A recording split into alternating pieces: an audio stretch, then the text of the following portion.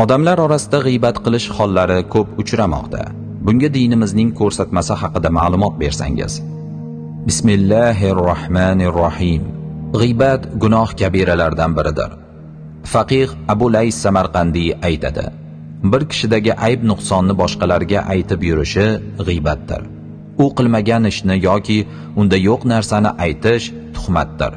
Alloh taolo bunday ogohlantiradi: ey mo'minlar, ko'p gumonlardan chetlaningiz, chunki ba'zi gumonlar gunohdir.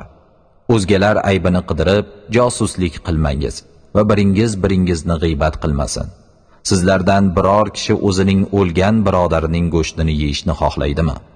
Hujurat surasi 12-oyat.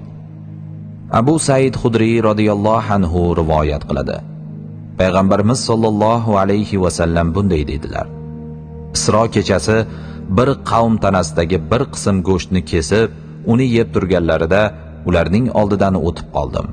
Shunda ularga Jabroil alayhissalom: birodarlaringizning go'shtini yeganingizdek yeyaveringlar deb aytdi.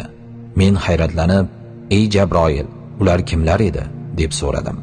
Jabroil: ular ummatlaringiz orasidagi g'iybatchilardir deb javob berdi. Imom Ahmad va Imom Abu Dovud rivoyati. Vallohu a'lam.